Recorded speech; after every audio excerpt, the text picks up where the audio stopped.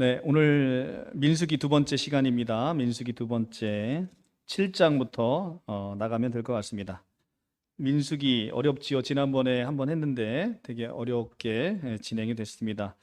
7장부터 오늘 할 수 있는 만큼 한번 해보도록 하겠습니다. 이 7장 1절부터 10장 10절까지는 가나안 행군을 하기 직전에 최종 준비, 이삿짐 싸는 것을 쭉 이제 이야기하는 장면이 계속 보도가 되는데요.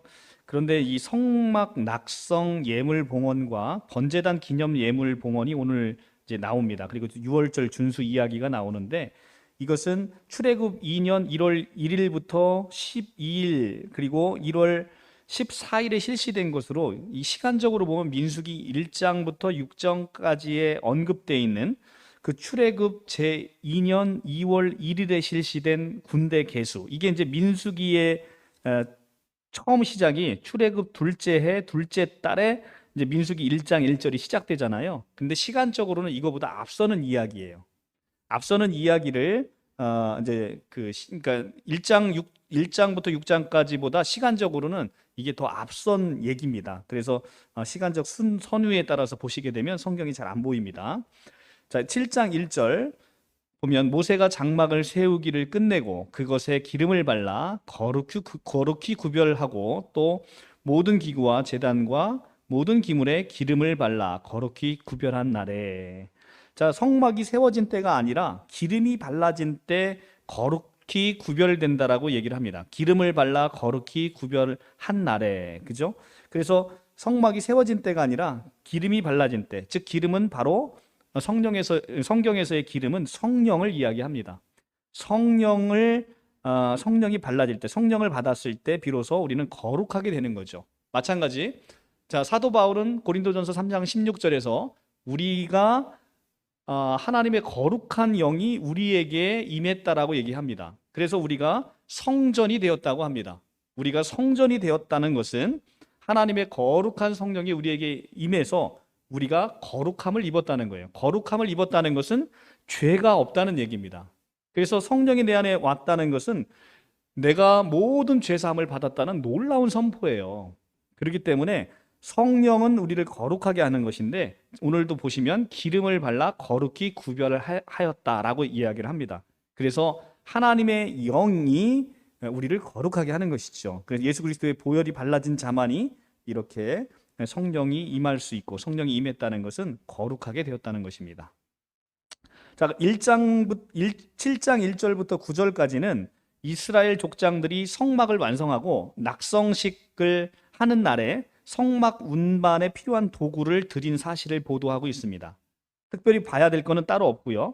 10절부터 89절까지는 12지파의 족장들이 하루에 한 사람씩 12일에 걸쳐서 단을 위한 봉헌 예물을 드린 사실을 보도합니다. 11절에 가면 여호와께서 모세에게 이르시되 지휘관들을 하루 한 사람씩 제단 봉헌물을 드릴지니라 하였더라, 이렇게 되었습니다. 그러니까 하루에 한 사람씩 12일에 걸쳐서 12지파니까 봉헌 예물을 드리라고 얘기를 한 거예요. 그래서 12절에 첫째 날에 헌물을 드린 자는 유다지파 암미나답의 아들 나손이라.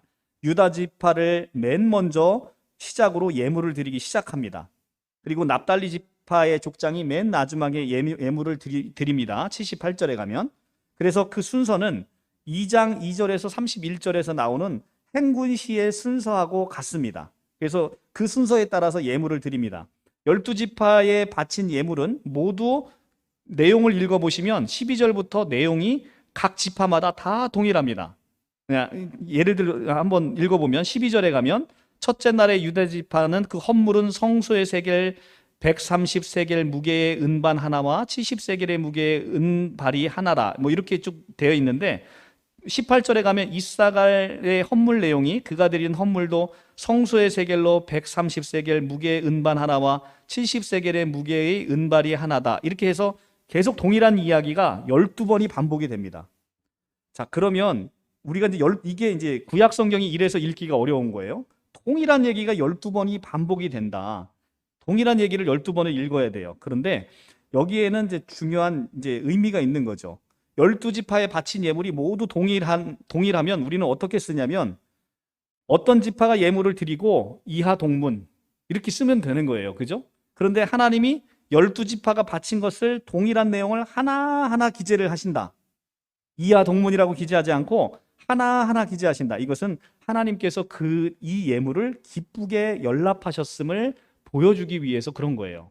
하나님이 이 예물을 성전을 짓고 장막을 짓고 이 장막이 얼마나 하나님에게 드려지는 게 얼마나 아름다웠고 이들의 예물이 얼마나 아름답게 드려졌는지를 하나님이 하나하나 다 기억하심을 이 구약 성경에 기록해 놨다는 거예요. 그러니까 우리가 헌신되잖아요. 우리가 정말 감사하는 마음에서 예물을 드리고 교회에 봉사하고 헌신하는 것들은 이렇게 하나님께 하나하나 다 기억되어 있다는 거예요. 하나님은 다 기억하시고 우리가 모든 드린 정성과 봉헌을 이렇게 기쁘게 받으신다라는 것을 우리가 성경을 통해서 알 수가 있습니다.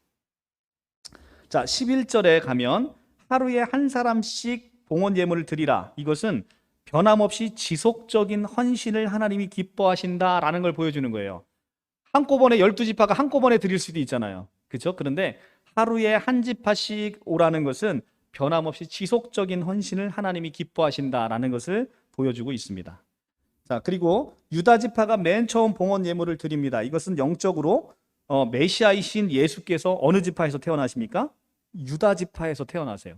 그러니까 예수께서 유다 자손으로 오셨기 때문에 유다가 맨 먼저 봉헌을 하는 겁니다. 이것은 우리의 모든 일에 그리스도께서 우리의 대장 되시고 우리의 선봉이 되셔야 함을 우리에게 보여주고 있는 겁니다. 우리의 대장 되신 예수, 그분께서 제일 먼저 앞서가셔야 되지 우리가 예수를 앞질러 가면 안 되는 거예요. 자, 15절에서 17절 보면 봉헌 예물 중에서 15절에 보면 번제물로 숫송아지 한 마리와 순양 한 마리, 1년 된 어린 순양 한 마리를 드리고 속죄 예물로 순염소 한 마리를 드리랍니다. 그런데 화목 제물을 보면 소 2마리, 두 배가 늘어나요. 그 다음에 순양 5마리, 5배가 늘어나요. 그리고 숫염소 5마리와 1년 된 어린 순양 5마리를 드리라고 합니다. 자, 여기도 이제 영적인 교훈이 있어요. 봉헌 예물 중에 번제제나 속죄 제물보다 화목 제물이 월등히 많아요. 왜 이렇습니까? 이것은 화목 제사가 무엇입니까? 하나님의 축복과 구원을 감사해서 드리는 제사라는 거예요. 바로 하나님께서는 이스라엘 백성들에게 다른 제물보다도 화목 제물을 월등히 많이 바치라고 하신 것은 하나님의 백성에게 무엇보다도 감사가 넘치게 하시겠다라는 하나님의 약속인 것이고 감사가 넘쳐나는 삶을 우리가 살아져야 한다는 것을 교훈하고 있다는 거예요. 무엇보다도 감사가 가장 중요하다는 거예요. 그리고 내가 너에게 감사의 조건을 이렇게 차고 넘치도록 하겠다라는 하나님의 언약이 여기 보여지고 있는 것입니다. 그리고 번제를 드리고 난 다음에 속죄제를 드렸는데 이것은 하나님께 헌신하는 자, 이 번제가 헌신이잖아요. 하나님께 헌신하는 자들은 헌신을 하면서 계속적으로 자신을 돌보고 죄에 빠지지 않도록 이렇게 속죄제를 드림으로써 죄에 빠지지 않도록 힘써야 한다는 것을 우리에게 보여주고 있습니다. 자, 쭉 넘어가셔서요. 이제 같은 얘기가 쭉 반복되고 89절에 가서 보시면 모세가 회막에 들어가서 여호와께서 말하려 할 때 증거계 위, 속죄소 위 두 그룹 사이에 자기에게 말씀하시는 목소리를 들었으니 여호와께서 그에게 말씀하심이었더라. 12지파 예물을 드리는 일이 다 끝난 후에 모세가 성막에 들어가서 하나님께 말씀하려고 할 때 하나님께서 먼저 증거계 위에서 모세에게 말씀하시는 장면입니다. 지금 하나님께서는 모세가 무엇을 말하려고 하는지 이미 다 알고 계셨어요. 그러니까 모세가 말하려 할 때 하나님이 말씀을 하시는 것이죠. 다시 말해 백성들이 물질을 아낌없이 바치고 힘들여 성막을 완공하였고 또한 성막을 낙성식을 거행할 때 최선을 다해 예물을 바쳤다는 사실을 이미 여호와께서 다 알고 계셨다라는 것입니다. 하나님께서 이처럼 성도의 수고를 다 알고 계심을 우리에게 알려주고 있는 것입니다. 자, 8장 1절에서 4절의 말씀으로 넘어갑니다. 여호와께서 또 모세에게 말씀하여 이르시되 아론에게 말하여 이르라 등불을 켤 때에는 7등잔의 등잔대 앞으로 비추게 할지니라 하시매 아론이 그리하여 등불을 등잔대 앞으로 비추도록 켰으니 여호와께서 모세에게 명하심과 같았더라. 이 등잔대의 제작법은 이러하니 곧 금을 쳐서 만든 것인데 밑판에서 그 꽃까지 쳐서 만든 것이라. 모세가 여호와께서 자기에게 보이신 양식을 따라 이 등잔대를 만들었더라. 아멘. 그 성경 8쪽에 보면 등잔대가 그림으로 되어 있나요? 네, 이렇게 생긴 등잔대 보이시죠? 지금 성전에 여기 성경에 있지요. 자, 이렇게 이 등잔대인데 이것은 신앙생활 중심이 될 낙성식에 12지파의 각 족장들이 예물을 봉헌한 것에 대한 기록하고 있는 7장에 이어서 성소 등불의 점화에 대해서 지금 기록하고 있는 거예요. 성막 낙성식 날 처음으로 대제사장인 아론이 하나님의 명령을 쫓아서 성소의 등불을 직접 점화합니다. 2절에 보면 아론에게 말하여 등불을 켤 때에는 이렇게 하라고 하심에 아론이 그리하여 등불을 켭니다. 3절에. 그죠? 자, 그러면 하나님의 명령을 쫓아서 대제사장인 아론이 직접 성소에 등불을 켭니다. 창문이라고는 전혀 없는 성소 안에 빛을 제공하는 역할을 하는 등대는 1차적으로 죄악의 어둠을 물리치기 위해서 진리의 빛으로 이 땅에 오신 예수 그리스도를 예표하고 있습니다. 또한 빛이신 예수 그리스도를 본받아서 세상에 빛의 사명을 담당해야 될 교회 공동체를 예표하고 있는 거예요. 그래서 이 등대는 예수님과 교회를 예표하고 있는 겁니다. 계시록 1장 20절에 가면 7촛대는 7교회니라 라고 말하잖아요. 그러니까 여기 7촛대가 이렇게 쭉 있는 이 등잔대는 바로 교회를 상징하고 있다는 겁니다. 등대가 성소 안에 항상 환하게 밝혔듯이 교회도 죄악된 세상에서 이 세상의 복음과 진리의 빛으로 온 세상을 밝게 비추어야 되는 역할을 해야 된다는 것을 우리에게 알려주고 있는 겁니다. 1장에서 3절에 가면 점화와 관련해서 하나님이 모세가 아론에게 명하여 밝혔습니다. 모세는 계시의 중보자로서, 아론은 대제사장으로서 사명과 역할을 감당하게 하신 것이죠. 이처럼 성도들이 각자의 직분에 가장 충실할 때 아름다운 교회가 이루어질 수 있다는 겁니다. 2절에 가면 7 등잔을 등잔대 앞에 비추게 할지니라 라고 되어 있습니다. 모든 등잔에 불을 붙여야 하는 것은 이 등잔 하나하나는 교회를 이루고 있는 모든 개개인의 성도를 상징하고 있거든요. 그래서 모든 성도들이 함께 불을 밝힐 때 복음의 이 참 빛이 어두운 세상에 구원의 빛이 돼서 비춰줄 수 있음을 우리에게 보여주는 거예요. 그래서 등잔 한두 개로 어둠이 짙게 깔린 성소 안을 밝게 비추는 것은 굉장히 어려운 일입니다. 모든 이 등대에 이 촛대가 불을 밝힐 때, 그때 비로소 이 성소 안은 환하게 비춰지고 세상이 환하게 진리의 빛으로 밝게 빛난다는 것입니다. 그래서 성도의 연합이 무엇보다도 중요함을 이야기하는 겁니다. 그래서 한 등불이 꺼지면 그 등불을 우리가 함께 밝혀주는 거죠. 그래서 전 촛대가 다 밝혀지면 아름답게 세상에 진리의 빛이 환히 밝혀지는 것을 말씀 안에서 보게 되는 겁니다. 자, 4절에 가면 금 한 덩이를 쳐서 등잔을 모두 연결되게 만들으라고 하십니다. 그러니까 우리가 지금 8장에 나오는 이 등잔대는 한 개의 금 한 덩어리를 쳐서 만들어지는 거예요. 그러니까 이 모든 촛대들 7개는 한 분 그리스도를 머리로 해서 연합되어야 되는 것을 우리에게 알려주는 거예요. 그러니까 한 덩이의 금에서 이 촛대가 나온다는 겁니다. 그것은 한 분 그리스도로 말미암아 교회가 생겨나게 되는 것을 우리에게 보여주고 있는 거죠. 그래서 우리는 예수를 머리로 해서 연합되어 있어서 그리스도의 한 몸을 구성하고 있다는 겁니다. 그래서 사도 바울이 이야기하죠. 너희는 그리스도의 지체의 힘을 알지 못하느냐라고 우리에게 이야기하잖아요. 우리는 그리스도의 몸을 이루고 있는 겁니다. 그래서 그리스도께서 가지고 있는 모든 것을 우리가 함께 누리는 거예요. 몸이 뭡니까? 내가 임금이 되면 이 팔다리는 그냥 다 따라서 임금이 되는 거예요. 마찬가지 우리의 머리 대신 예수께서 온 우주의 왕으로 등극하셨어요. 그러면 우리도 함께 그 왕 노릇에 참여하는 것이고 우리가 세상의 왕이 돼서 통치하는 것입니다. 이것이 그리스도와의 놀라운 연합이 되는 것입니다. 재료를 금으로 하라고 하는 것은 금은 성도의 빛된 삶을 가능하게 해주는 순수하고 변치 않는 그 속성이 있지요. 그래서 우리가 모든 여성분들 다 금 좋아하시죠? 남성분도 하기가 좋아합니다만 금 좋아하잖아요. 금을 왜 좋아합니까? 금값이 제법 나가죠. 금값은 왜 나가요? 변하지 않는 속성 때문에 나가는 거죠. 그러니까 재료를 금으로 만들으라는 것은 변치 않는 믿음을 상징하는 겁니다. 그래서 변치 않는 믿음으로 등불을 밝히게 되는 거예요. 그러니까 등불은 변치 않는 믿음의 속성에서 불을 밝히는 겁니다. 믿음 없이는 불을 밝힐 수가 없는 것이죠. 자, 8장 5절에서 22절의 말씀은, 자, 등불 점화식에 이어서 본문은 성막에서 제사장을 도와 제사 업무에 종사할 레위인의 취임식에 관해서 기록하고 있습니다. 5절을 여호와께서 모세에게 말씀하여 이르시되 이스라엘 자손 중에 레위인을 데려다가 정결하게 하라. 정결하게 하라. 교회의 직분자의 제일 조건이 뭡니까? 정결입니다.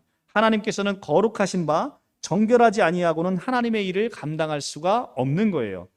그래서 7절에 보면 너는 이같이 하여 그들을 정결하게 하되 곧 속죄의 물을 그들에게 뿌리고 그들의 전신을 삭도로 밀게 하고 그의 의복을 빨게 하여 몸을 정결하게 하고 되어 있습니다. 자, 레위인의 정결 예식의 하나로 삭도를 밀게 하라고 하십니다. 이는 털 오락이 하나도 남김없이 모두 미는 행위를 통해서 작은 죄라도 남김없이 모든 것을 정결하게 해야 함을 우리에게 보여주고 있는 것입니다.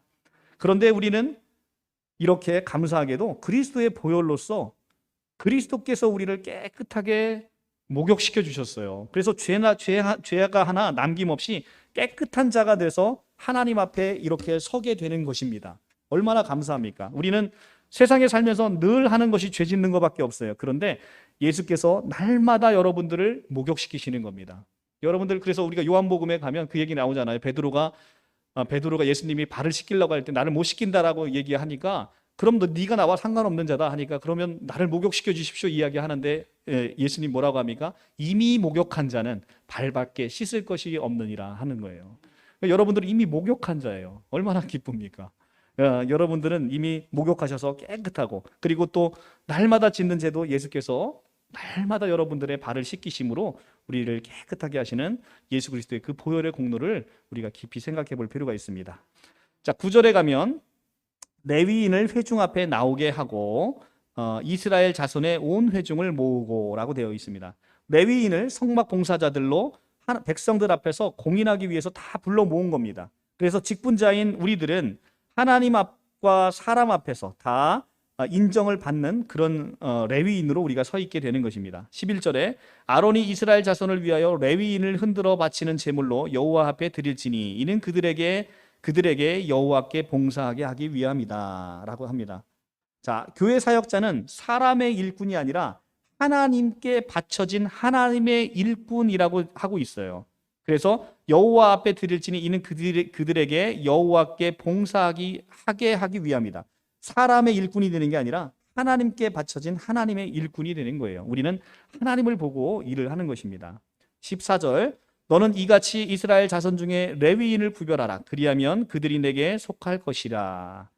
자, 그리고 내가 그들을 정결하게 하여 요제로 드린 후에 그들을 회막에 들어가서 봉사하게 하실 것이라. 그들은 이스라엘 자손 중에 내게 온전히 드린 바 된 자라. 이스라엘 자손 중에 모든 초태생 곧 모든 처음 태어난 자 대신해서 내가 그들을 취하였나니. 자, 이게 레위인을 취하신 이유입니다. 모든 이스라엘 자손 중에 초태생들은 다 장자로서 하나님 것이잖아요. 그런데 이 장자를 대신해서 하나님께 드려진 자가 누구냐면 바로 레위인이에요. 그래서 오늘날에 구속받은 모든 성도들을 대신해서 하나님의 일을 대신할 사역자를 뽑아 세우셨습니다. 따라서 이 죄에서 구속받은 성도는 마땅히 자신이 봉사해야 하는 본래의 의무를 생각하고 교회를 아름답게 세워나가는데 우리가 헌신을 해야 되는 것입니다. 자, 19절에 가면 내가 이스라엘 자손 중에 레위인을 취하여 그들을 아론과 그 아들들에게 주어 그들로 회막에서 이스라엘 자손을 대신하여 봉사하게 하며 이스라엘 자손을 위하여 속죄하게 하였나니 이는 이스라엘 자손이 성소에 가까이 할 때 그들 중에 재앙이 없게 하려 함이라. 레위인 봉사로 이스라엘 백성들이 성소에 가까이 할 때 재앙을 당하지 않게 되는 것입니다. 오늘날 믿음의 선배들이 그들의 믿음의 전통을 우리 성도들에게 잘 전달해줘서 그 믿음으로 우리가 구원에 이르게 되는 것입니다. 우리가 이렇게 믿음을 먼저 취한 레위인으로서 또 다른 사람을 이렇게 아름답게 잘 세워주는 것이죠. 자, 8장 23절에서 26절의 말씀으로 한번 가서 보겠습니다. 24절, 레위인은 이같이 할지니 이는 25세 이상으로 회막에 들어가서 복무하고 봉사할 것이요. 25세에서 50세로 연령을 제한합니다. 이 성막 봉사에는 체력과 성숙한 판단력 그리고 견실한 행동이 요구되기 때문에 연로한 자들로 힘겨운 일에서는 안식하도록 하기 위해서 젊은이들로 이렇게 세웠습니다. 어디나 젊은이가 없는 교회는 사실은 이 미래가 밝지 않습니다. 항상 25세에서 50세로 레위인을 세웠듯 젊고 건강한 체력과 성숙된 판단력으로 이렇게 교회에 일할 자들이 필요합니다. 민수기 4장 3절에서 47절을 보면 레위인의 봉사 연령이 거기는 30에서 50세로 규정되어 있어서 본문 기록과는 마치 모순이 되는 것처럼 보여요. 자, 여기 보면 25세라고 돼 있잖아요. 그런데 민수기 4장 3절을 한번 가서 볼게요. 앞장에 가서 4장 3절에 가서 보면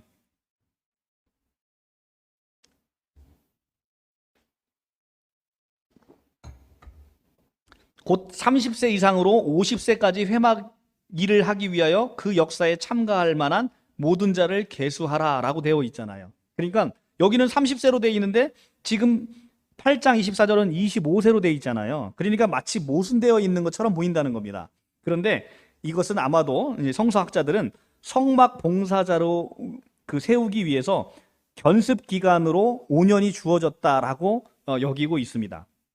그래서 하나님의 일을 하는 데는 적절한 때와 시기가 있음을 보여주고 영육간의 성숙한 자에게 하나님께서는 일을 맡기심을 보여주고 있는 겁니다. 그래서 우리에게는 이렇게 우리가 하나님의 일을 할 때 성숙의 시간도 필요하다라는 것을 우리에게 보여주고 있습니다. 26절에 가면 그의 형제와 함께 회막을 돕는 직무를 지킬 것이요 일하지 아니할 것이라 너는 레위인의 직무에 대하여 이같이 할지니라. 자, 26절 안식은 50세부터는 그 일을 쉬어서 봉사하지 못하도록 하고 있어요. 그리고 그의 형제와 함께 회막에서 돕는 직무를 지킬 것이요 일하지 아니할 것이다라고 하면서 50세를 넘어서는 이들에게 안식을 주십니다. 안식은 아무나 누릴 수 있는 게 아니에요. 바로 수고한 자가 하나님의 축복을 받아서 누리는 것이 바로 안식입니다. 자, 9장 1절에서 5절의 모습을 봅니다. 출애굽 이후에 광야에서 첫 번째 준수한 유월절에 관한 이야기가 나오고 있습니다. 출애굽 2년 1월 14일 광야에서 첫 유월절 준수 사실이 지금 이제 9장 1절부터 나오는데 시간적으로 보면 군대를 계수한 1장에서부터 이 6장의 기록보다 앞선 사건을 지금 뒤늦게 이렇게 9절에서 보도하고 있습니다. 이것은 그럼에도 가나안 정복의 행군 직전에 자, 지금 10장 11절부터는 드디어 이제 이삿짐 다 꾸리고 이제 본격적으로 행군합니다. 우리 바로 옆에 있는 10장 11절부터는 이제 행군을 시작합니다. 그런데 행군 시작 바로 직전에 유월절 준수를 기록하고 있는 것은 유월절이 뭡니까? 하나님의 엄청난 권능으로 애굽의 바로로부터 이스라엘 백성들을 건져낸 하나님의 엄청난 능력이 담겨 있는 게 바로 유월절이잖아요. 그걸 기념하는 날이 유월절이란 말이에요.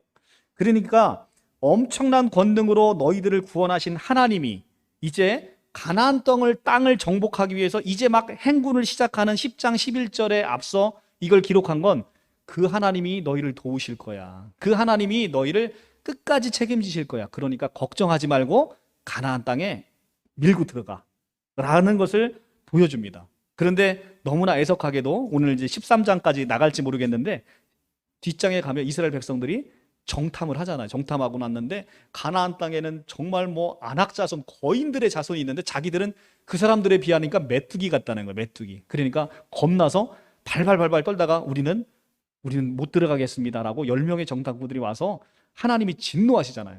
내가 지금 너희를 애굽 땅에서 건져낼 때 어떻게 건져냈냐? 내가 나의 의로운 오른손으로 10가지 재앙을 쏟아부으면서 너희를 건져냈는데 너희가 그 기적을 체험했는데 그래도 나를 못 믿어?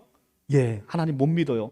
저 사람들 너무 무서워요. 너무 크고 귀골이 장대해서 나는 못 믿어요. 하니 해서 결국은 그 일로 말미암아 광야를 38년, 가나안 땅을 며칠이면 들어가는데 그 며칠이면 들어가는 가나안 땅을 못 들어가고 38년을 뺑뺑 돌아서 출애굽 1세대가 다 죽을 때까지 하나님이 기다리십니다. 그러니까 결국 출애굽 1세대는 가나안 땅에 들어가지 못하게 되는 거죠.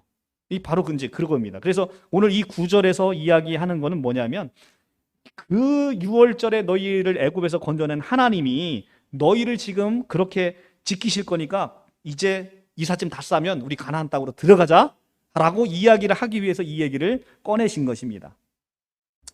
자, 출애굽 민수기 9장 6절에 가서 보면 9장 6절부터 14절에 가면 그때 사람들이 시체로 말미암아 부정하게 돼서 유월절을 지킬 수 없는 사람이 있었는데 그들이 그날에 모세와 아론에게 앞에 이르러서 그에게 이르되 우리가 사람의 시체로 말미암아 부정하게 되었으나 우리를 금지하여 이스라엘 자손과 함께 정한 기일에 여호와께 헌물을 드리지 못하게 하심은 어찌함이니까. 모세가 그들에게 이르되 기다리라. 여호와께서 너희에게 대하여 어떻게 명령하시는지 내가 들으리라. 예상치 못한 일이 발생한 거예요. 유월절을 지키고 싶은데 부득이한 사이로 이렇게 시체를 만져서 부정하게 된 자가 유월절에 참여하지 못하는 현상이 벌어진 겁니다. 그러니까 이들이 모세에게 와서 우리가 어떻게 해야 되는 거예요? 라고 물어보니까 모세도 이제 이 부분에 대해서 하나님께 받은 바가 없으니까 8절에 가서 기다리라. 여호와께서 너희에게 대하여 어떻게 명령하시는지 내가 듣고 와서 알려주겠다라고 하는 것입니다. 바로 그예요. 그래서 이제 제2의 유월절 규례가 이제 제정이 되는 거죠. 그래서 지금 보시면 율법은 모든 백성들로 하여금 유월절을 지키도록 명령을 하고 있어요. 그런데 의식법상 시체를 만짐으로 부정하게 된 사람들이 공동체에서 격리되게 돼 있잖아요. 출애굽기 19장 11절에서 12절에 가면. 그러니까 이들은 격리되어 있으니까 불가피하게 유월절을 못 지키는 거예요. 이런 문제점을 지적하자 제2의 유월절 규례를 주신 것이 바로 이 오늘 내용이다. 11절입니다. 둘째 달 이제 모세가 여호와께 물어보고 와서 이렇게 이야기하는 거예요. 이제 10절에 보면 이스라엘 자손에게 말하여 이르라. 너희나 너희 후손 중에 시체로 말미암아 부정하게 되든지 먼 여행 중에 있다 할지라도 다 여호와 앞에 마땅히 유월절을 지키되 마땅히 지켜야 된대요. 시체를 만졌거나 여행 중에 있거나 마땅히 유월절을 지켜야 되는데 둘째 달 14째 날 해질 때 그것을 지켜서 어린 양의 무교병과 쓴 나물을 아울러 먹을 것이요. 자, 둘째 달, 첫째 달 14날 지켜야 되는 유월절이 둘째 달 14째 날 지킬 수 있도록 제2의 유월절을 지키시는 거예요. 그러니까 모든 이들이 유월절을 지킬 수 있도록 하나님께서 다음 달에 한 달 후인 2월 14일에 유월절을 지키도록 이렇게 배려를 해주신 게 제2의 유월절이다라는 것입니다. 여기에서 우리는 정결은 하나님 앞에 나아가는 필수적인 조건임을 보게 됩니다. 왜냐하면 모든 이들이 유월절을 지켜야 되기 때문에. 자, 그래서 13절에 가면 그러나 사람이 정결하기도 하고 여행 중에도 있지 아니하면서 유월절을 지키지 아니하는 자는 그 백성에서 끊어진 자니 이런 사람은 그 정한 기일에 여호와께 헌물을 드리지 아니하였은즉 그의 죄를 담당할 것이며. 자, 시체를 만져서 부정하지도 않아요. 여행 중에 있는 것도 아니에요. 그런데 유월절을 못 지키면 백성 중에서 끊어지겠다라고 이야기를 하고 있습니다. 자, 그리고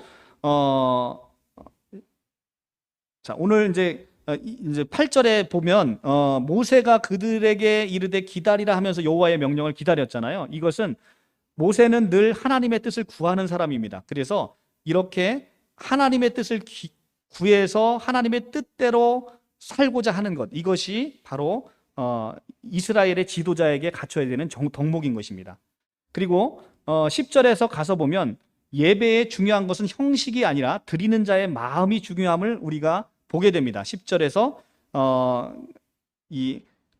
우리가 시체를 말미암아 부정해서 못 드리거나 여행 중에 있을지라도 유월절을 지키는 것인데 유월절을 그 날에 지키지 못해요. 그런데 그들의 마음은 늘 유월절을 지키는 마음이 중요하다. 그래서 예배는 형식이 아니라 드리는 자의 마음이 중요함을 우리가 다시 한번 보게 됩니다. 어떤 상황에서도 우리는 상황이 허락되는 대로 반드시 하나님을 예배해야 되는 자리에 있어야 되는 게 너무 중요하다는 것입니다.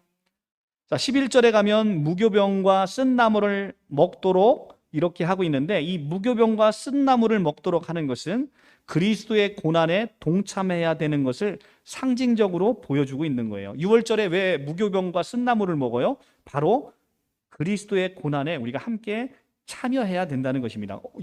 유월절은 그냥 이루어진 게 아니잖아요. 누가 죽었어요? 어린 양이 죽었잖아요. 그런데 실제 예수께서 어린 양으로 오셔서 유월절 날에 죽으셨잖아요. 그러니까 유월절은 어린 양의 죽을 예수 그리스도를 계속 모형으로 보여주고 있는 거예요. 그러니까 그 어린 양은 그냥 죽은 게 아니잖아요. 우리의 죄를 짊어지고 십자가에서 아주 처절하게 죽으셨잖아요. 그리스도가 얼마나 고난을 받으셨습니까? 그 고난에 너희가 무교병과 쓴나물을 먹으면서 바로 네가 죽어야 될 그 자리에 어린 양이 죽은 것을 우리가 생각하면서 그 대속의 죽음을 감사해야 된다는 것을 우리에게 계속 보여주고 있는 거예요. 그래서 누가복음 9장 23절에 이렇게 얘기하죠. 누구든지 나를 따르려 하거든 자기를 부인하고 날마다 자기 십자가를 지고 나를 따르라라고 예수께서 이야기한 것이 바로 이런 맥락입니다. 자, 14절에 가시면 이방인이라도 유월절 예식에 참여할 수는 있었어요. 만일 타국인이 너희 중에 거류하며 여호와 앞에 유월절을 지키고자 하면 유월절 율례대로 그 규례를 따라서 행할지니 거류민에게나 본토민에게나 그 율례는 동일할 것이다. 이방인도 유월절을 참여할 수 있는데 동일한 예식으로 참여할 수 있어요. 그런데 반드시 개종해서 이방인이 유월절을 참석하려면 반드시 개종해서 할례를 받아야 된다는 게 출애굽기 19장 48절에서 49절의 말씀입니다. 그래서 이방인도 유월절에 참석은 할 수 있지만 반드시 개종해서 할례를 받아야만 참석할 수 있었어요. 그러니까 할례 받지 못한 이방인은 이 유월절에 참석할 수가 없습니다. 우리는 성령으로 말미암아 할례 받은 자죠. 그래서 우리는 이 유월절 행사에 우리가 얼마든지 이방인이라도 참석할 수 있게 된 것이죠. 중요한 것은 이방인에게도 하나님의 구원 사역을 기념하는 유월절 예식이 이렇게 열려 있다는 것입니다. 이것은 하나님의 구원하심에는 인종을 넘어서 또 종족을 넘어서 아무런 차별이 없음을, 그래서 하나님의 구원은 온 세계 열방을 향한 구원인 것을 우리에게 보여주고 있는 겁니다. 자, 출애굽기 9장 15절에서 23절은 여러분들이 너무나 잘 아는 불기둥과 구름기둥으로 인도하신 사실을 다시 한번 보도합니다. 이것도 출애굽기 13장 21절에서 22절에 나온 이야기를 다시 한번 반복해요. 왜 다시 한번 반복합니까? 이제 10장 11절에서 이제 드디어 가나안으로 이삿짐 다 싸고 쳐들어가야 되는데 이들이 발발발발 떨 걸 하나님이 아신 거죠. 그러니까 다시 한번 강조합니다. 어떻게? 하나님은 너희를 지금까지 구름기둥과 불기둥으로, 낮에는 구름기둥, 밤에는 불기둥으로 너희를 인도하신 그 하나님이 있어. 그런데 우리 어리석은 인간이 이걸 날마다 까먹는 거예요. 내가 여태까지 살아온 게 하나님의 은혜였음을 까먹는 순간 우리에게 두려움이 오는 거죠. 우리가 그것을 깨달을 때, 나를 여태까지 이렇게 인도하신 분은 바로 하나님이시다라는 걸 깨달을 때 우리에게는 정말 무시무시한 무기가 주어지는 거고, 우리에게 무시무시한 군대가 우리에게 함께하고 있는 것인데, 그것을 우리는 늘 망각하고 산다는 겁니다. 그래서 이 쳐들어가기 바로 직전에 구름기둥과 불기둥으로 인도하는 내용이 다시 동일하게 또 반복되는 겁니다. 자, 15절에 가면 성막을 세운 날에 구름이 성막 곧 증거의 성막을 덮었고 저녁이 되면 성막 위에 불 모양 같은 것이 나타나서 아침까지 이르렀을 때 항상 그러하여 낮에는 구름이 그것을 덮고 밤이면 불 모양이 있었는데, 구름이 성막에서 떠오를 때에는 이스라엘 자손들이 곧 행진하였고 구름이 머무는 곳에 이스라엘 자손이 진을 쳤으니. 그죠? 그러니까 구름기둥과 불기둥이 항상 이렇게 인도했음을 보도하고 있어요. 하나님은 출애굽 직후부터 이렇게 가시적으로 볼 수 있도록 구름기둥과 불기둥으로 그들과 함께 하셨음을 우리 보여주고 있습니다. 우리는 이것을 쉐키나라고 합니다. 쉐키나. 다 같이 한번 따라해 볼까요? 쉐키나. 쉐키나는 하나님의 임재를 상징하는 거예요. 구름기둥, 불기둥. 하나님은 영이시니까 보이지 않잖아요. 그런데 보이지 않는 하나님을 신뢰할 수 없으니까 이스라엘이 보고 믿을 수 있도록 구름기둥과 불기둥으로 함께 하신 거예요. 보고 믿으라는 거예요. 보고 믿으라. 그래서 구름기둥과 불기둥으로 인도해 주셨음을 보여주고 있고, 그럼에도 지금 구름기둥과 불기둥의 성막 임재와 백성들의 인도 사실을 여기서 다시 한번 언급하고 있는 건 가나안 행군에서도 역시 하나님이 너희들을 이렇게 지키실 것이다 라는 것을 보여주기 위한 것입니다. 자, 10장 1절에서 10절의 말씀은 회중 소집과 행군 지시 전달을 위한 은나팔의 신호 규정을 규정하고 있습니다. 자, 본문은 모세에게 은나팔을 만들게 하시고 신호 규정을 주심으로써 그 나팔 소리를 듣고 백성들이 따르게 하신 것을 보도하고 있습니다. 나팔 소리는 무엇입니까? 바로 하나님의 음성이에요. 이는 하나님께서 결국 자기 백성들을 어떻게 구체적으로 인도하시고 말씀으로 함께 하시면서 이끌어 주시는지를 보여주고 있는 것입니다. 이스라엘 백성들은 이 나팔 소리에 따라서 삶을 결정해야 했습니다. 그 나팔 소리가 오늘날 우리에게도 끊임없이 들려지고 있음을 우리가 보게 되는 거죠. 그것은 바로 다름 아닌 교회가 선포하고 있는 하나님의 말씀인 것이, 이게 나팔 소리입니다. 우리는 이 선포되어지는 말씀을 우리 삶의 지침으로 삼아야 됨을 보여주고 있는 겁니다. 10장 2절, 은나팔 둘을 만들 때 두들겨 만들어서 그것을 회중으로 소집하여 진영으로 출발하게 할 것이라. 나팔 2개를 불 때는 온 회중이 회막문 앞에 모여서 4개로 나와 올 것이요, 하나만 불 때는 이스라엘의 천부장된 지휘관들이 모여서 4개로 나올 것이며, 너희가 그것을 크게 불 때는 동쪽 진영들이 행진할 것이며, 두 번째로 크게 불 때는 남쪽 진영이, 이렇게 해서 나팔에 부르는 것에 따라서 움직이는 것을 달리 하도록 했습니다. 그래서 그 나팔은 아론의 자손들이 아론 자손인 제사장들이 불지니라고 8절에 되어 있지요. 그러니까 은나팔의 가장 중요한 용도는 두 가지인데, 하나는 회중을 소집하는 것이고 또 하나는 이제 진이 뭐냐면 군대의 진을 짠 거잖아요. 그 진을 진행하게 하는 것을 이제 나팔로 신호를 주는 거예요. 이때 교회를 향한 하나님 이 은나팔을 통해서 교회에게 주시는 교훈은 뭐냐면, 교회를 향한 하나님의 명령의 요지가 2개라는 겁니다. 하나는 회중 소집이라는 건 뭐냐면 연합이라는 거예요. 나팔을 불면서 성도들이 모여서 연합해야 되는 거예요. 둘째는 나팔을 불면 전진하는 거예요. 그래서 나팔을 길게 불면 전진하게 돼서, 두 번째로 또 크게 불면 남쪽 진영이 전진하듯 전진하는 겁니다. 그래서 교회를 향한 하나님의 이 나팔 소리로 우리에게 주는 교훈은 뭐냐면, 너희는 연합해야 되는 것이고 너희는 전진해야 된다는 것을 알려줍니다. 3장에서 7절에 보면 다양한 나팔 소리의 신호 규정을 잘 분별해야 됩니다.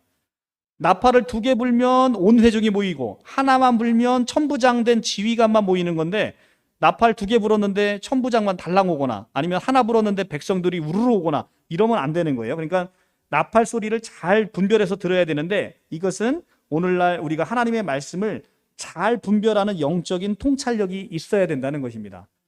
괜히 신천지가 이야기하는 뭐 두 증인, 내가 두 증인이다 이렇게 하는데 아멘 하고 이러면 안 된다는 거예요. 그러니까 하나님의 말씀을 온전히 분별해서 이 나팔 소리에 우리가 경청을 해서 분별해야 되는 거예요. 이 나팔은 누가 붑니까? 아론의 자손인 제사장이 불라고 합니다. 제사장들에게 있어서 나팔을 부는 일은 정말 막중한 임무였습니다. 마찬가지로 오늘날 거룩한 제사장이 바로 누굽니까? 바로 여러분들, 에클레시아인 여러분들이 제사장이에요. 그러니까 제사장으로 부르심을 입은 성도들의 가장 중요한 임무는 뭐예요? 나팔 부는 거예요. 나팔 불 때 나의 이름, 나팔 불 때 그 나팔을 부는 거예요.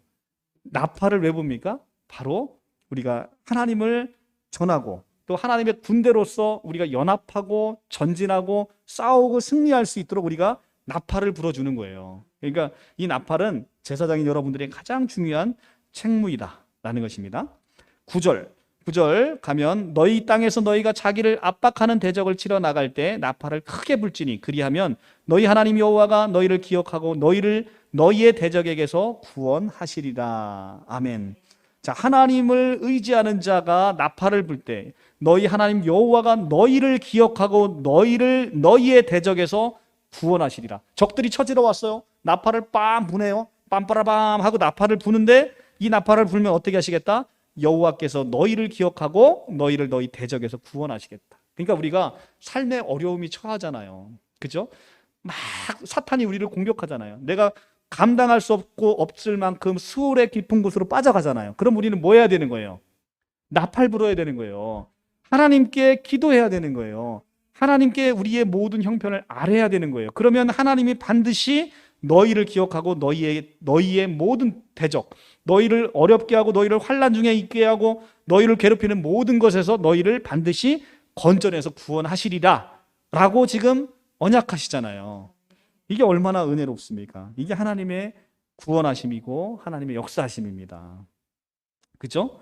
자, 10절. 너희 희락의 날과 너희가 정한 절기와 초하루에는 번제물을 드리고 화목제물을 드리며 나팔을 불라 그로 말미암아 너희 하나님이 너희를 기억하시리라. 나는 너희의 하나님 여호와니라. 하나님의 말씀을 전하는 자를 하나님은 반드시 기억하는 거예요. 나팔을 불라 그로 말미암아 너희의 하나님이 너희를 기억하시리라. 나팔을 불면 하나님이 우리를 기억하신대요. 우리가 하나님을 찾으면, 하나님께 울부짖고 하나님께 기도하면, 나팔을 불면 하나님이 그로 말미암아 너희를 기억하시리라 라고 이야기하시는 것입니다. 이것이 하나님께서 우리에게 주신 놀라운 약속입니다. 예. 자, 그래서 이제는 이제 10장 11절부터는 이제 본격적으로 행군이 시작되는 겁니다. 자, 오늘은 10장까지만 보고 11장부터 다음 절에 볼 텐데요. 이제 다 마쳤습니다.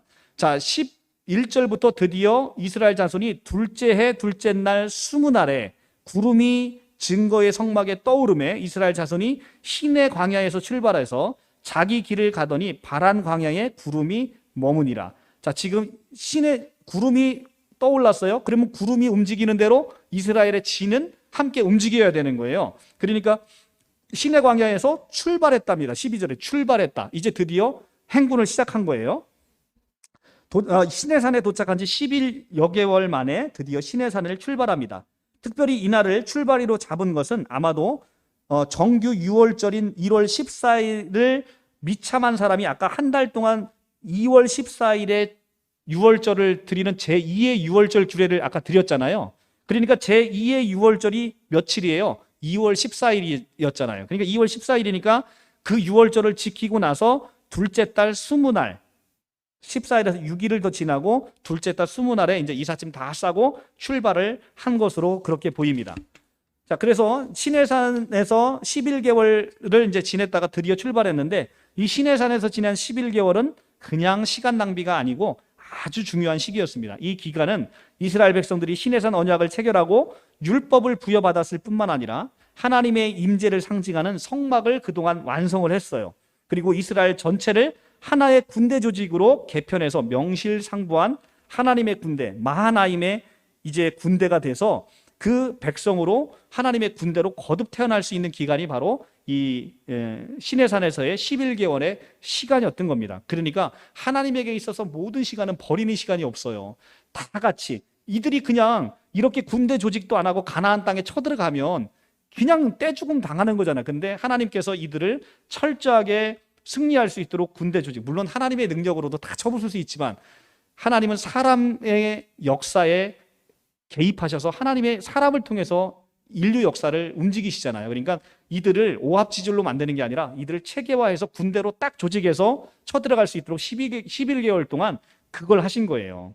만약 이러한 변화를 과정을 거치지 않고 가나안 땅에 들어가면 결코 이들이 여호와 하나님에 대한 신앙을 유지하지 못하고 가나안 족속과 같이 우상을 숭배하다가 그냥 멸망해 버리는 겁니다. 그래서 제일 먼저 성막을, 율법을 주고 성막을 져서 이 성막을 가운데 놓고 이 성막을 따라서 움직이게 해서 항상 여호와 중심의 삶을 살 수 있도록 그렇게 만드는 것이 바로 이 시내산 광야의 생활이다라는 겁니다.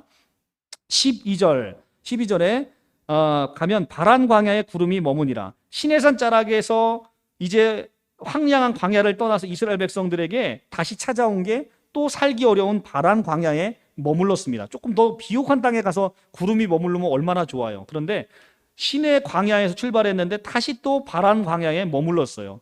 이처럼 이스라엘 백성들이 시내 광야와 바란 광야, 그 다음에는 이제 신광야와 모압 광야로 가는데 이렇게 끝이 없이 고난의 광야 길을 지나야만 비로소 젖과 꿀이 흐르는 안식의 땅, 가나안 땅에 들어갈 수 있게 되는 겁니다. 바로 우리의 신앙의 여정이 이렇다는 거예요. 우리의 신앙의 여정이 우리가 하나님의 나라 그냥 들어가는 게 아니라 하나님의 백성이 된 우리에게도 끊임없는 광야와 같은 생활을 거쳐야만 하나님의 나라에 들어가는 거예요. 왜 그렇습니까? 광야에서 하나님께서 나를 지키시고 나를 먹이신다는 하나님에 대한 믿음이 온전히 성취되어야 우리가 가나안 땅에 가면 하는 게 뭡니까? 늘 하는 게 우리가 하나님을 예배하는 거예요. 그것에 대해서 지금 이 땅에서 광야와 같은 이 세상에서 우리는 그것을 훈련받고 있는 거예요. 하나님을 의지하고 나에게 무슨 일이 있을 때마다 하나님께 울부짖고 하나님께 기도하고 이것을 우리가 계속 훈련받고 있는 겁니다. 광야와 같은 삶을 살아가고 있는 우리들에게 있어서는 하나님의 도우심이 간절히 필요합니다. 우리는 그것을 배우는 거예요.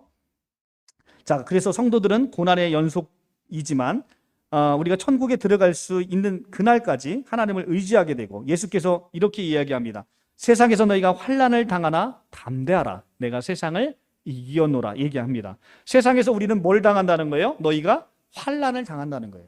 그런데 담대하라. 이미 예수께서 다 이겨놨다는 거예요. 너희는 이겨놓은 싸움을 하니까 환난을 두려워하지 말라는 것입니다. 우리는 그 싸움을 반드시 승리로 이겨낼 것입니다. 13절 이와 같이 그들이 여호와께서 모세에게 명하신 것을 따라 행진하기를 시작하였는데 선두로 유다 자손의 진영 군기에 속한 자들이 그들의 진영별로 행군하였으니 자 유다지파가 선봉했습니다. 누구죠? 바로 예수 그리스도께서 우리의 대장 되셔서 인도하시는 것입니다. 자 그리고 유다지파가 아무리 강력한 지파라고 할지라도 누구를 따라가는 거예요? 여호와께서 명하신 것을 따라서 행진하는 겁니다. 하나님이 인도하심을 따라가는 것입니다. 그렇게 따라가지 않으면 우리에게는 의미가 없는 거죠. 17절에서 21절 이에 성막을 거두매 게르손 자손과 무라리 자손이 성막을 메고 출발하였으며 성막과 성물을 운반하는 레위 자손들이 이스라엘 지파 사이사이에 끼어서 이동을 했음을 봅니다. 그 다음에 21절에 고앗 자손은 고아잇은 성물을 메고 행진하였고 그들을 이르기 전에 성막을 세웠으며 25절에 다음으로 단 자손의 진영의 군기에 속한 자들이 따라가고 이렇게 성막과 성물을 운반하는 레위 자손이 이스라엘 지파의 각 사이사이에 끼어서 이동했는데 이거는 유사시의 적들의 공격으로부터 성물을 보호하려는 의도도 있었지만 한편으로는 이러한 조치를 통해서 이스라엘 백성들로 하여금 하나님께서 그들과 함께 계신다는 사실을 직접 피부로 느끼게 하기 위해서 가시적으로 느끼게 하기 위해서 행군 시에 레위인들을 이스라엘 자손의 그 지파 사이사이에 끼어서 이동하도록 했던 거예요. 그러니까 내 옆에 뭐 이렇게 교회 가는데 내 옆에 우리가 이제 막 행군을 하고 있는 산악 행군을 하고 있는데 그 중에서 경험 많은 사람들이 누군가가 내 옆에 있으면 얼마나 든든해요. 그러니까 마찬가지로 레위인들을 이 지파 사이사이에 끼워 넣어서 레위인은 하나님 대신이잖아요. 하나님 대신한 이들이 늘 우리와 함께 있으므로 야, 하나님이 우리와 함께 계시는구나를 가시적으로 느끼게 만드는 것이죠. 28절 이스라엘 자손이 행진할 때 이와 같이 그들의 군대를 따라 나아갔더라 라고 합니다. 군대를 따라 나아갔다는 것은 모두 이스라엘 백성들이 자신이 소속된 지파별로 자신에게 정해진 자리를 지키며 질서정연하게 나아갔다는 것입니다. 즉 하나님께서 이스라엘 백성들에게 질서를 부여하셨기 때문에 그들은 질서를 유지하며 나아갈 수가 있었던 것이죠.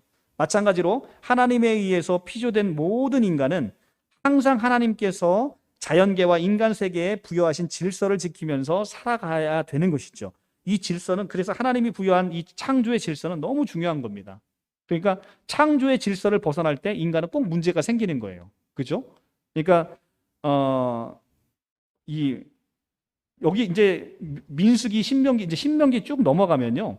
그리고 열왕기상 막 가면 정말 말도 못하는 일을 저지르잖아요. 이 가나안 백성과 그 가나안의 그 토속 족속들이 막 뭐 사람이 사람을 잡아먹지를 않나, 뭐 사람과 짐승이 교배를 하지를 않나, 뭐 거의 뭐 말로 상상할 수 없는 창조 질서를 위배한단 말. 근데 그것으로 인해서 엄청난 재앙이 벌어지잖아요. 마찬가지예요. 오늘날에도 창조의 질서를 어긋나면, 그죠? 창조의 질서가 어긋나면 인간에게는 반드시 그에 따른 대가가 치러지게 된다는 것입니다.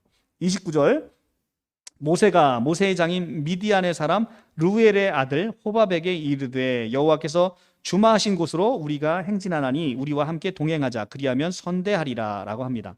자, 미디안 사람 르우엘의 아들 호밥이라고 하는데 모세의 장인의 이름은 뭡니까? 원래 이드로예요. 이드로. 근데 이드로의 이름이 르우엘로 쓰여 있다는 거예요. 그러니까 르우엘은 이드로의 다른 이름입니다. 그래서 호밥은 그러면 누구예요? 모세의 처남인 거예요. 모세의 처남. 모세라는 이 호밥이라는 사람은 호밥이라는 사람은 일반적으로 모세의 처남이자 이드로의 아들로 여겨졌는데 어릴 적부터 광야에서 생활을 해서 누구보다도 광야를 인도할 좋은 인도자여서 모세가 동행할 걸 요청합니다. 그런데 32절에 가면 그런데 이 호밥이 뭐라고 얘기하냐면 동행하자 그리하면 우리가 선대하리라 했는데 30절에 호밥이 그에게 이르되 나는 가지 아니하고 내 고향 내 친족에게 가리라라고 합니다. 모세가 이르되 청하여건대 우리를 떠나지 마소서. 당신은 우리가 광야에서 어떻게 진칠지 아나니 우리의 눈이 되어 달라 이렇게 얘기를 합니다. 그리고 32절에 우리와 동행하면 여호와께서 우리에게 복을 내리시는 대로 우리도 당신에게 그렇게 행하리라라고 합니다. 얼마나 확신에 찬 이야기입니까? 모세는 하나님에 대한 약속을 확신으로 갖고 있기 때문에 복음을 힘있게 전파한 거예요. 여호와께서 우리에게 복을 내리시는 대로 우리도 당신에게 선대하리라. 당신에게 이렇게 행하리라 라고 확신하는 것입니다. 여러분들은 하나님의 은혜를 경험해 보지 않은 사람은 누구도 하나님의 은혜를 전할 수 없어요. 내가 먼저 하나님의 은혜를 경험할 때 하나님의 은혜를 전할 수 있는 거예요. 그러니까 여러분들 하나님의 은혜를 가득 받으시는 우리 성도님들 되시기 간절히 바랍니다. 10장 33절에서 36절 이제 마지막입니다. 그들이 여호와의 산에서 떠나 3일 길을 갈 때 여호와의 언약궤가 그 3일 길에 앞서가며 그들의 쉴 곳을 찾았고 그들이 진영을 떠날 때 낮에는 여호와의 구름이 그 위에 덮었더라. 궤가 떠날 때 모세가 말하되 여호와여 일어나사 주의 대적을 흩으시고 주를 미워하는 자가 주의 앞에서 도망하게 하소서 하였고 궤가 쉴 때 말하되 여호와여 이스라엘 종족에게 돌아오소서 하였더라. 아멘. 자, 이스라엘 백성들의 행군이 오직 하나님의 인도와 보호에 의해서 이루어졌음을 지금 본문은 강조하고 있습니다. 이스라엘의 진정한 지도자인 모세도 아론도 아니라 오직 하나님이셨음을 우리에게 보여주고 있는 거예요. 본문은 오늘날 우리에게 이 광야와 같은 험한 세상에서 우리들이 의지할 수 있는 유일한 인도자와 보호자는 오직 하나님 한 분이라는 사실을 일깨워주고 있는 것입니다. 여호와께서 언약궤가 그 3일 길에 앞서간다. 뭐가 앞서가요? 여호와의 언약궤. 여호와의 언약궤라는 건 여호와의 임재거든요. 여호와의 임재가 항상 앞서가는 거예요. 그러니까 우리가 하나님을 앞서갈 때 우리는 늘 패배하는 겁니다. 그죠? 우리가 아이성 전투를 가서 보시면 알겠지만 이제 여호수아가 이제 여리고성을 정복하고 아이성 전투를 갈 때 하나님의 뜻을 묻지 않고 우리가 우리 힘으로 나갈 때 아이성 전투는 철저하게 패배함을 보게 되는 거예요.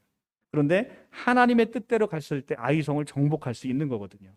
그러니까 하나님이 앞서갈 때 우리는 편안하게 그 뒤를 따라갈 수 있는 거예요. 그래서 우리는 우리의 모든 삶을 하나님께서 지키시고 보호하신다는 것을 광야와 같은 삶을 통해서 우리가 느낄 수 있는 겁니다. 광야가 없으면 우리는 그것을 다 느끼지 못하고 우리의 힘과 노력으로 우리가 무엇인가를 다 이루었다고 생각하게 되는 것입니다. 자, 다음 주에는 우리 설립 예배라 오후 예배가 없고요. 그 다음 시간부터 11장 이 다베라의 원망 사건. 얼마나 이스라엘 백성들이 이제 행군을 시작했는데 얼마나 원망을 하는지 몰라요. 배고프다, 먹을 것이 없다, 고기가 없다. 이스라엘 정탐했더니 그들은 너무나 귀골이 장대해서 우리는 메뚜기 같다, 우리는 못 가겠다. 늘 불만이에요. 그러니까 누구를 보는 것 같아요? 바로 우리의 삶을 보는 것 같아요. 하나님, 나는 왜 내 남편은 이렇고 내 자식은 이렇고 왜 내 친구는 저렇고 왜 내 직장은 나는 사업은 왜 이렇고 왜 나는 이렇습니까? 이스라엘 백성을 보면서 딱 우리 모습을 보게 되는 거예요.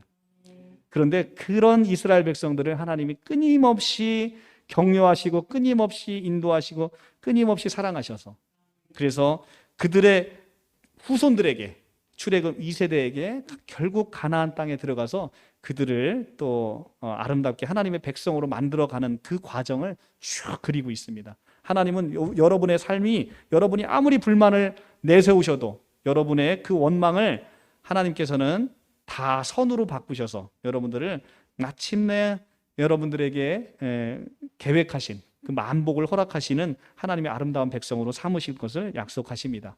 자, 다음 장에 다베라의 그 원망 사건을 통해서 우리가 함께 다시 또 은혜를 나눠보도록 하겠습니다. 자, 기도하겠습니다.